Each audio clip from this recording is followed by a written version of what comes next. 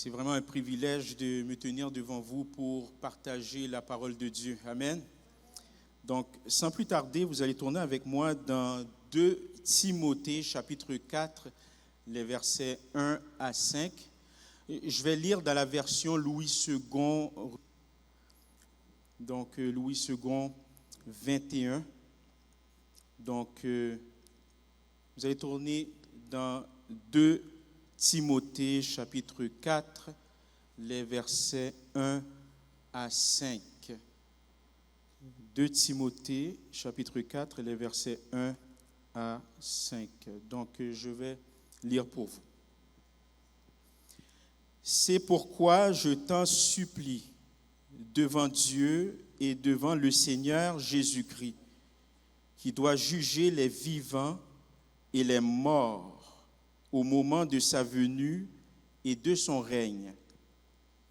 Prêche la parole, insiste en toute occasion, qu'elle soit favorable ou non, refute, reprend et encourage. Fais tout cela avec une pleine patience et un entier souci d'instruire. En effet, un temps viendra où les hommes ne supporteront pas la saine doctrine. Au contraire, ayant la démangeaison d'entendre des choses agréables, ils se donneront une foule d'enseignants conformes à leurs propres désirs. Ils détourneront l'oreille de la vérité et se tourneront vers les fables. Mais toi, sois sobre en tout temps, supporte les souffrances, accomplis la tâche d'un évangéliste, remplis bien ton ministère. Parole du Seigneur. Si vous prenez des notes, notez le titre de ma prédication. Il croit sans obéir.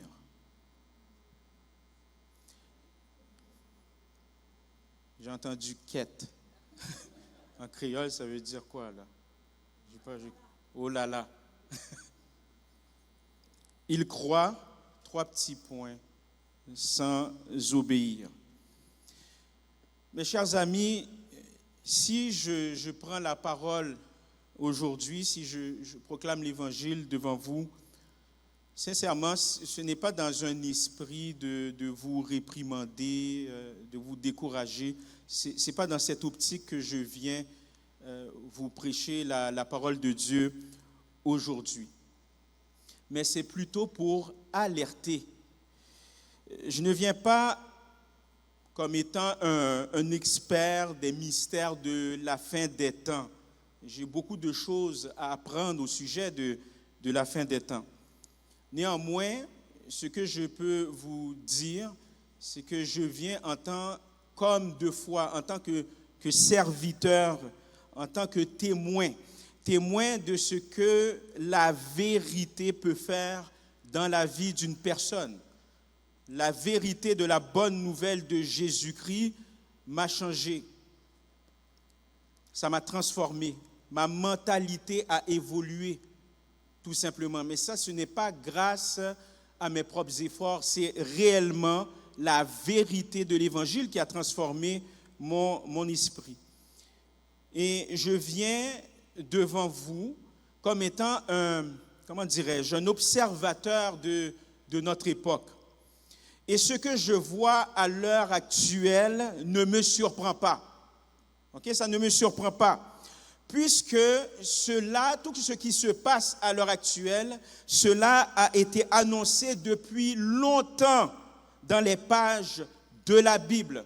Donc, ce que je vois à l'heure actuelle, au cours des dernières années, ne me surprenne pas.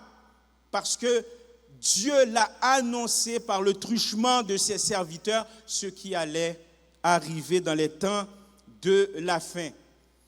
Tout comme vous, j'ai vu des églises se remplir, mais des cœurs se vider.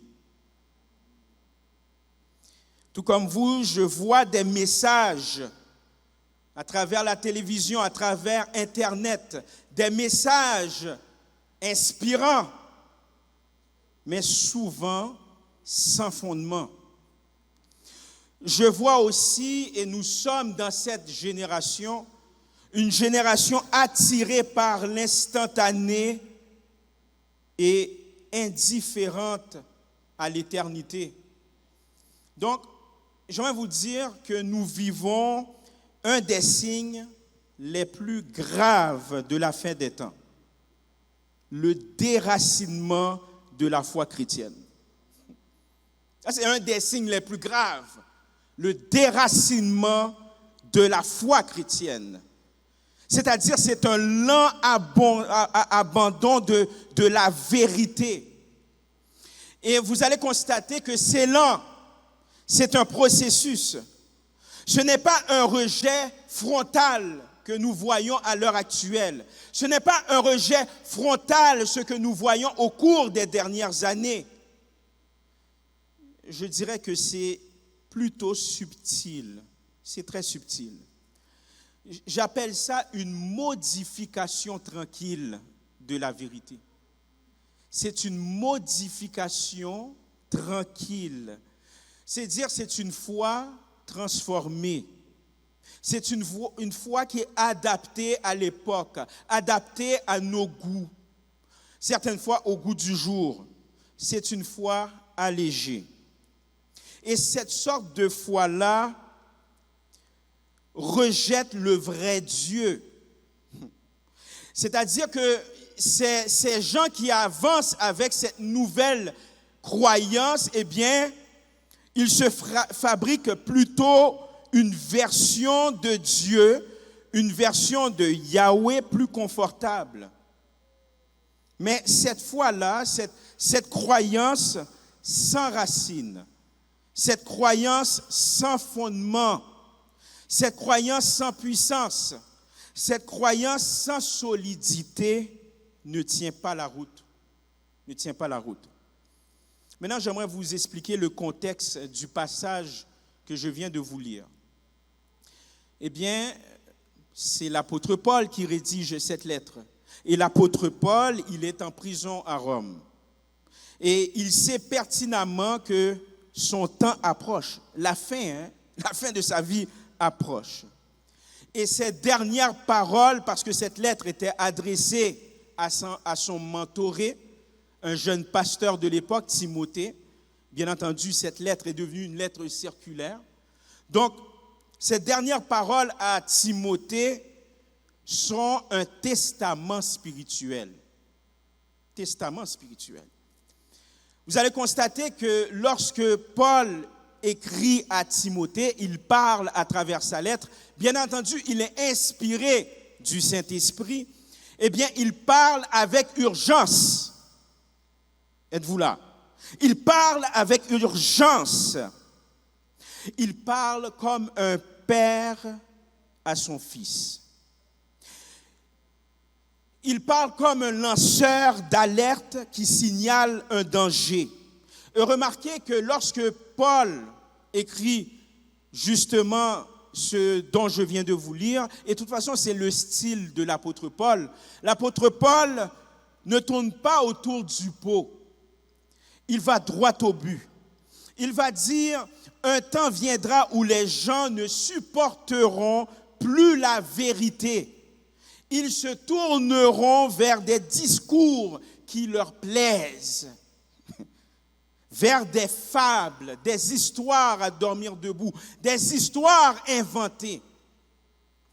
Et remarquez que l'apôtre Paul, ici, ne parle pas à des gens qui sont loin de Dieu. Il ne s'adresse pas à des incroyants. Il parle de ceux qui sont dans une église. Et le message est limpide, le message est très clair. C'est dire que à la fin des temps, nous sommes à la fin des temps, mes chers amis, la vérité sera de moins en moins tolérée. Est-ce que c'est vrai ça? La vérité de l'évangile sera de moins en moins tolérée. Et je vais ajouter ceci, il sera remplacé. Remplacé. On appelle cela l'apostasie. Apostasie. Eh bien, le mot apostasie vient du grec apostasia qui signifie révolte, éloignement, désertion. C'est un renoncement. Vous savez, ce mot est lourd de sens. Cela signifie négligence. Il y a une négligence. C'est de l'apostasie. Négligence dans la foi. Négligence dans les choses de Dieu. Cela veut dire aussi abandon. Donc, il est formé de apo, qui veut dire loin de, qui signifie séparation. Et ensuite, stasis, qui signifie stase, position, état, se tenir debout. Donc, littéralement, se tenir à l'écart. Se tenir à l'écart. Se retirer, se détourner. Et en latin, il devient apostasia, en français, apostasie. Donc l'apostasie se réfère souvent à une personne croyante. Je n'ai pas dit une personne chrétienne. Parce que lorsque tu as reçu l'Esprit de Jésus, rien ne peut te séparer de lui. Est-ce que tu comprends? Quand tu reçois vraiment l'Esprit de Jésus, là, tu crois au Seigneur Jésus, peu importe ce qui t'arrive, tu ne vas pas te séparer de lui. Parce que tu as l'Esprit de Jésus. Donc je n'ai pas dit une personne chrétienne, une personne croyante. Donc l'apostasie se réfère à une personne croyante qui rejette la foi chrétienne. Ou qui se détourne de l'enseignement de Jésus-Christ pour suivre d'autres doctrines ou s'éloigner de Dieu. En d'autres mots, c'est un renoncement public. Ils le font publiquement et volontaire de la foi chrétienne. Et tout cela, l'apostasie, vous allez voir, et ça c'est un message, c'est pour nous alerter, pour nous réveiller au nom de Jésus. L'apostasie, vous allez voir que ça engendre la perte d'appétit pour la vérité. Parce que ça ne vient pas comme ça. Ça ne vient pas de manière automatique. Je vous ai dit que c'est un long processus. Donc ça commence par la perte d'appétit pour la vérité. Au verset 4, je l'ai lu tantôt, ils détourneront l'oreille de la vérité. Aujourd'hui, on ne veut plus entendre ce qui nous dérange. Est-ce que c'est vrai? On ne veut plus entendre ce qui nous dérange. Donc, sur le plan humain, on cherche ce qui flatte. On cherche ce qui nous réconforte. Ce qui caresse l'ego. C'est ce qu'on va chercher. Donc, la vérité maintenant devient un produit à vendre. La vérité devient un produit où on laisse de côté, puisqu'on cherche quelque chose pour nous caresser l'ego. Donc la vérité ne devient plus une lumière à suivre. Vous savez, il y a un film là que j'ai écouté, mais je l'ai écouté 3 fois parce que la première fois, je ne comprenais absolument rien.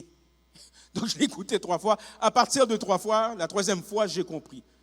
OK? Il y a le film La Matrice. Le héros, Néo, doit choisir entre la pilule bleue, qui signifie l'illusion, ou bien la pilule rouge, qui signifie vérité. Mais j'ajouterais vérité douloureuse. C'est ce qu'on voit dans le film. Vérité douloureuse. Eh bien, beaucoup aujourd'hui, avec un cœur triste, je vous dis ça, préfèrent la pilule bleue. Aujourd'hui. Même dans certaines églises, on n'ose plus prêcher sur le péché. Sous prétexte que, et on m'a déjà dit ça par ailleurs, ne prêche pas sur le péché, tu vas voir les dîmes vont descendre. Les offrandes vont descendre. Tu vas perdre des membres. Mais je suis au service de Dieu.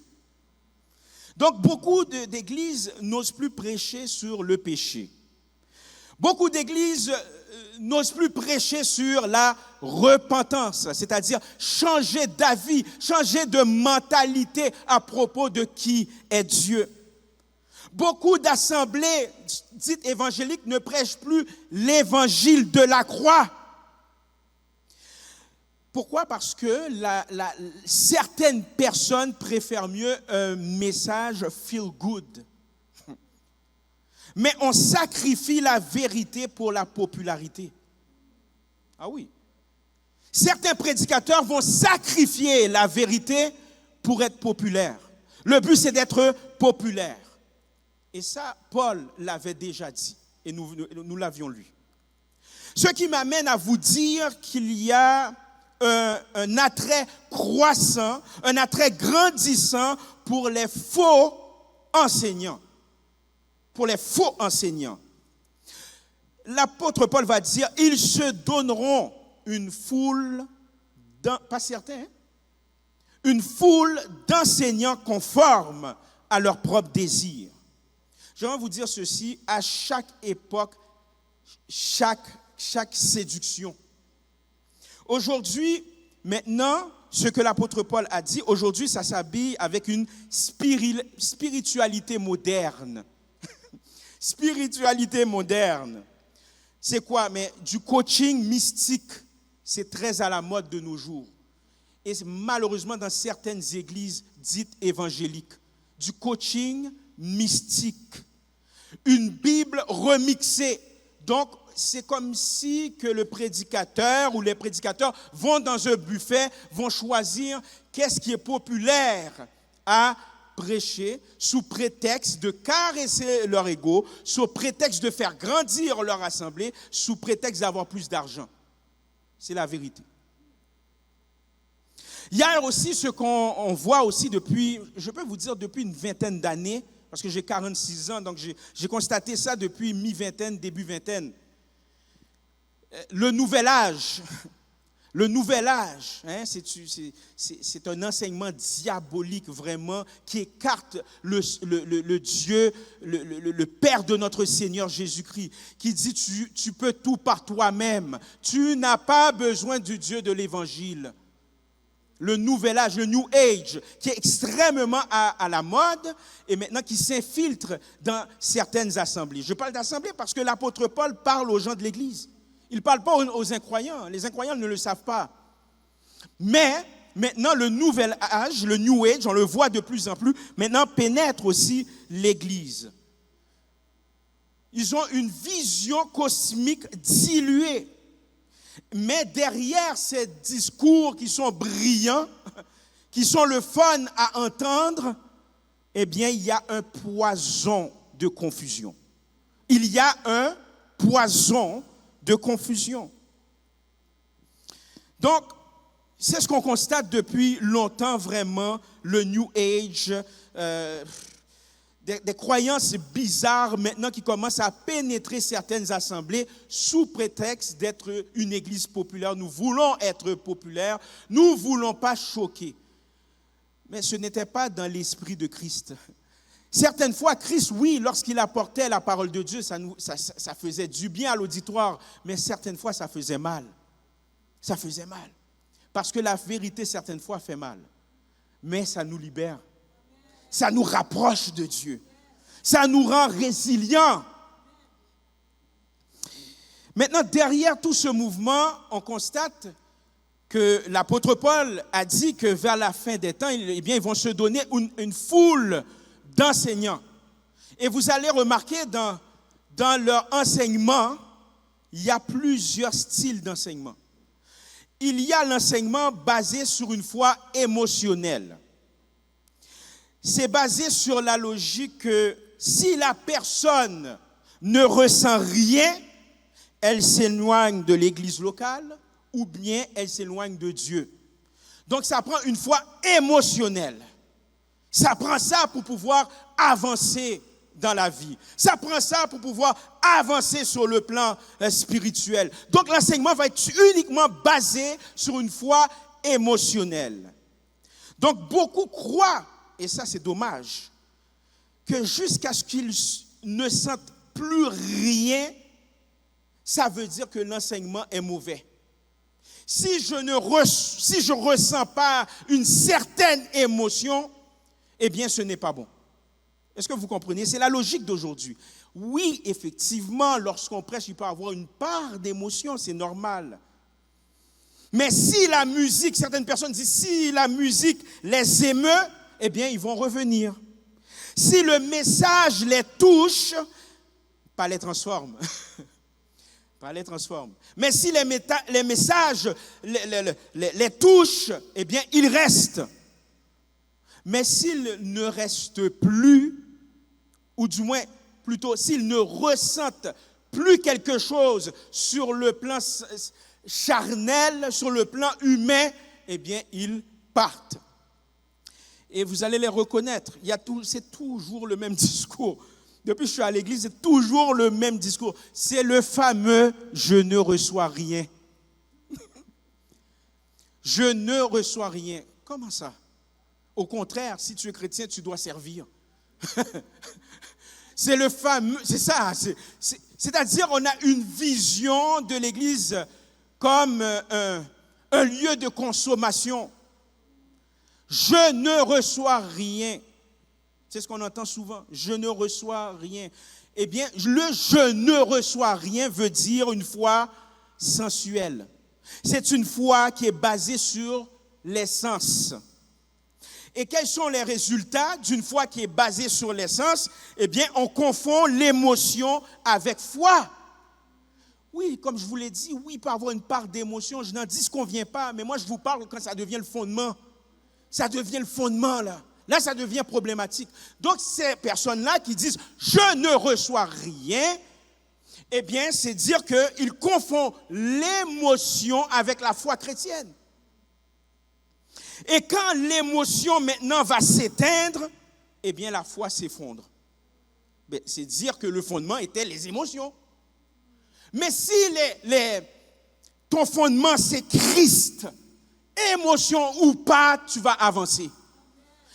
Émotion ou pas, tu vas avoir de la victoire sur ta vie, dans le nom de Jésus-Christ. Une foi basée sur les sens, c'est une foi qui est basée sur les frissons, mais pas sur l'enseignement de Jésus.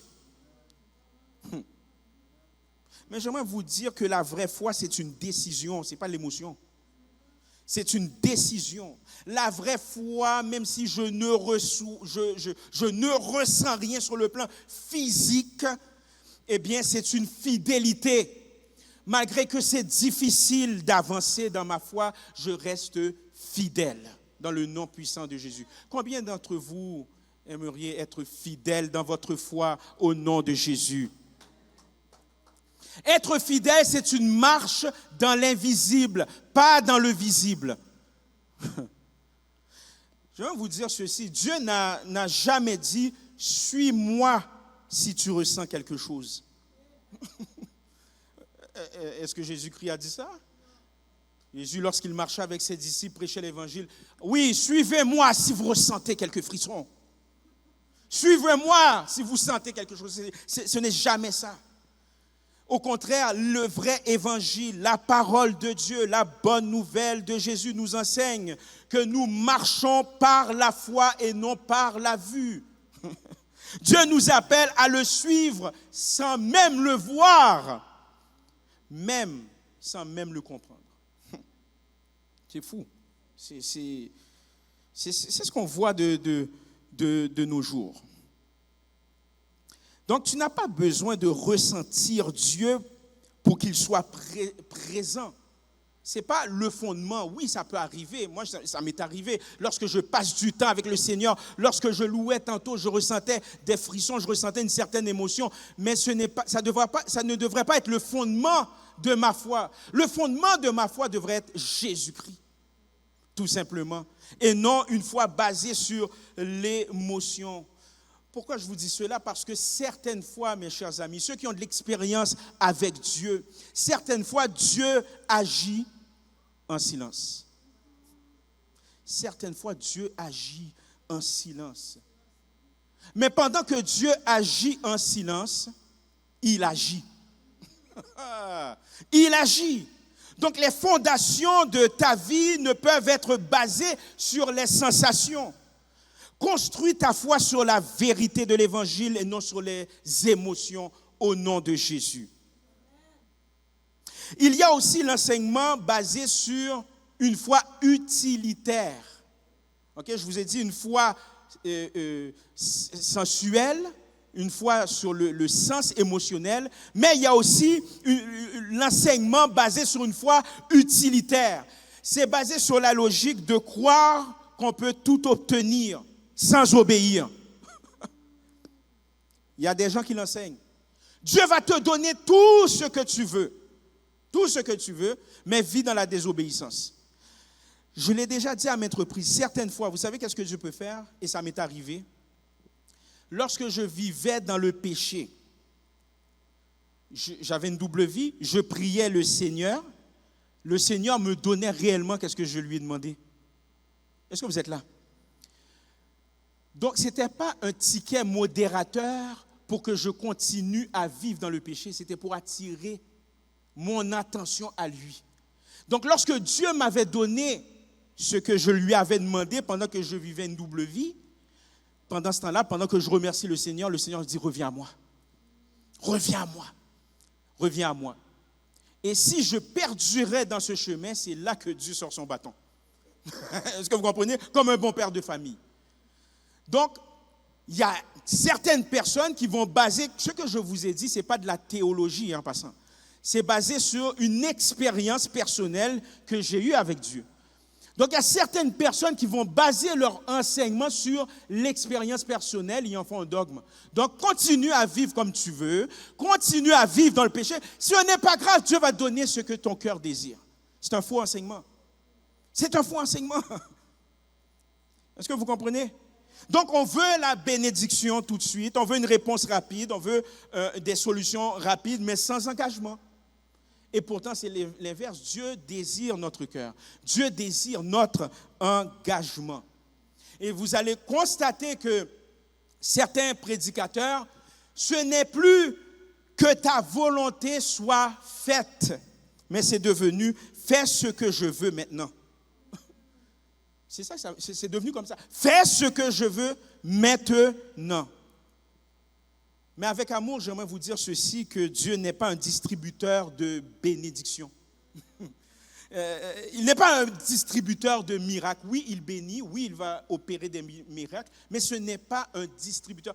Ce n'est pas le Père Noël, voilà. Ce n'est pas le Père Noël spirituel. Non. Yahweh, le Père de notre Seigneur Jésus-Christ, il est un Père qui veut nous former. C'est un Père juste. Et ce n'est pas un Père juste pour nous servir. C'est un Père juste, mais ce n'est pas un Père juste pour nous donner, nous servir. Quand je dis servir, c'est dans le sens de nous donner tout ce qu'on veut. Donc, cherche Dieu. Ne cherche pas Dieu parce qu'il peut te donner quelque chose. Cherche Dieu, parce que la vraie foi transforme. La vraie foi corrige. La vraie foi te fait trembler devant Dieu. La vraie foi t'élève dans le nom puissant de Jésus. Donc, il y a l'enseignement de la foi utilitaire. Il y a aussi l'enseignement basé sur une foi confuse. Ça, c'est très à la mode depuis une dizaine d'années. L'enseignement basé sur une foi confuse. C'est une foi où on mélange tout. On mélange toutes les doctrines. Mais mélanger tout, c'est de se perdre, littéralement. Aujourd'hui, tout s'additionne. Un peu de Bible, un peu d'astrologie, une dose de spiritualité à la mode, et puis voilà, ça c'est le nouvel évangile. Donc c'est ça qui est très, très, très à la mode.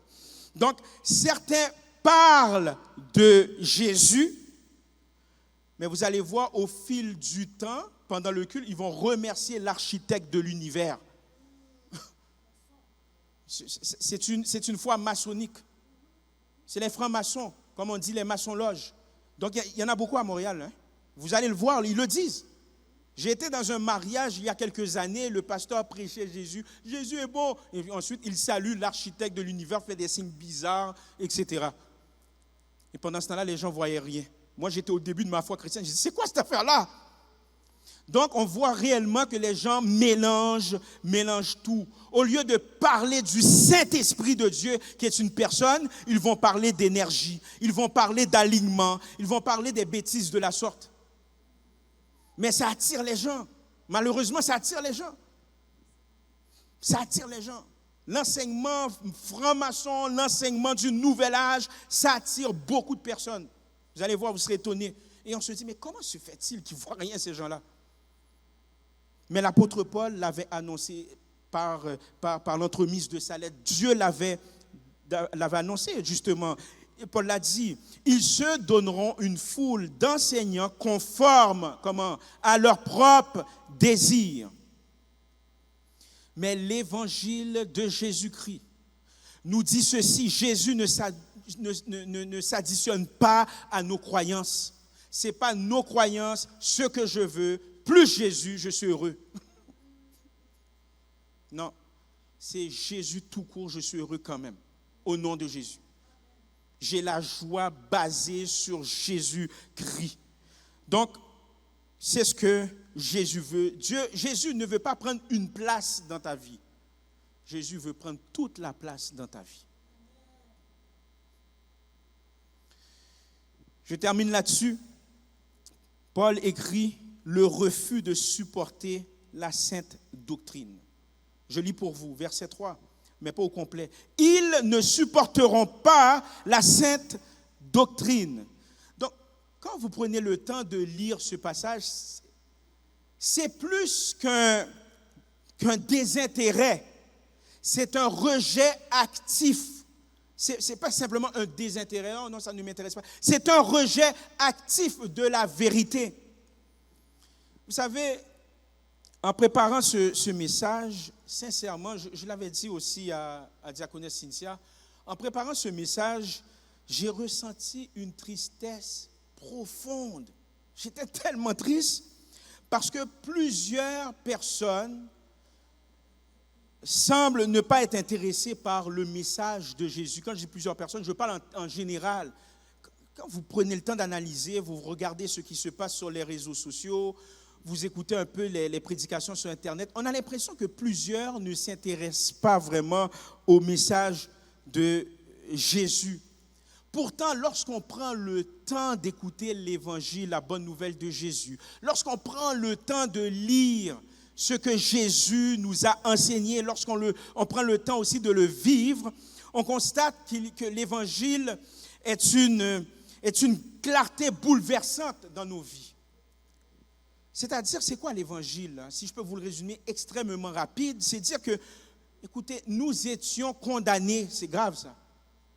Nous étions condamnés, nous étions séparés de Dieu. Mais par la mort et la résurrection de notre Seigneur Jésus-Christ, il nous a offert la réconciliation avec lui. Et ça, c'est une bonne nouvelle. Maintenant, je suis réconcilié avec Dieu à partir du moment que je mets ma foi en lui. À partir du moment que je mets ça en pratique. Mais j'étais tellement triste parce que ce type de message, qui est la vérité, c'est presque plus prêché aujourd'hui. Est-ce que c'est vrai?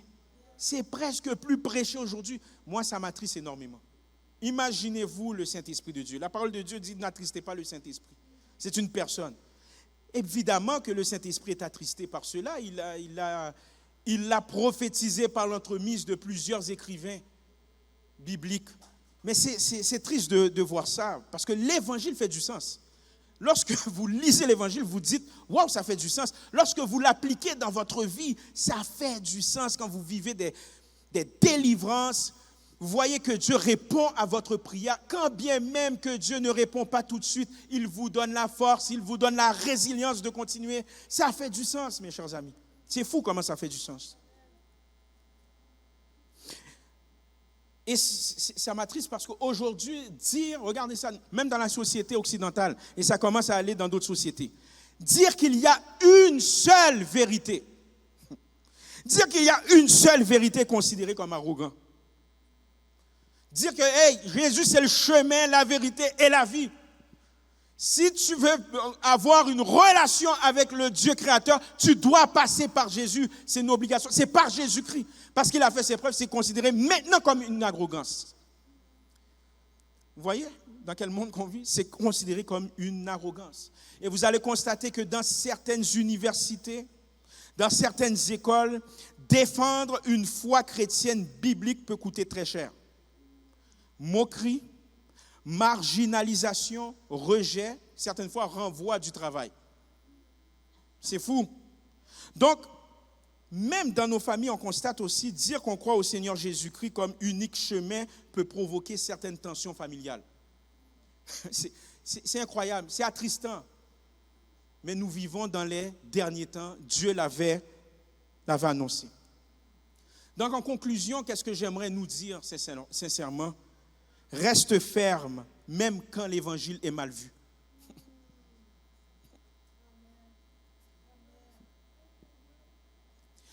Reste ferme, quand bien même que venir au rassemblement à l'église n'est pas la mode. Reste ferme quand même, dans le nom puissant de Jésus. Parce que Paul a dit à Timothée, prêche la parole, insiste que ce soit bien reçu ou pas. Et aujourd'hui, dire la vérité de l'évangile dérange. Être clair dérange. Être clair, c'est d'être critiqué aussi. C'est comme ça. C'est comme ça. Refuser les compromis, c'est d'être taxé, d'être rigide. Maintenant, c'est comme ça. À l'époque, non, waouh, c'est bien. Tu vis selon la volonté de Dieu. Tu vis une vie conforme selon Dieu. Mais aujourd'hui, vivre une vie conforme selon Dieu, vivre une vie de sainteté, maintenant c'est taxé d'être rigide. Oh non, tu es trop rigide. Certaines fois, ils vont vous dire, vous êtes religieux. C'est dommage. Mais dans le silence, parle au nom de Jésus. Dans le silence, vis l'évangile dans le nom de Jésus. Parce qu'une foi émotionnelle finit par se refroidir. Une foi utilitaire finit par se frustrer. Parce qu'à un certain moment donné, tu dis, mais on me prêche cela, mais je n'ai jamais reçu la promotion. Une foi confuse finit par te perdre aussi. Mais une foi enracinée dans la parole de Jésus-Christ, fondée sur lui, fondée sur la personne de Jésus, va résister. Elle traverse les modes, elle traverse les tempêtes, elle traverse les doutes. Donc aujourd'hui, faisons le bon choix. Restons fidèles, même lorsqu'on ne ressent rien. Restons fidèles à Jésus. Amen. Restons vrais, même quand c'est impopulaire. Restons authentiques. Et restons sobres quand le monde s'emballe. Soyez encouragés au nom de Jésus.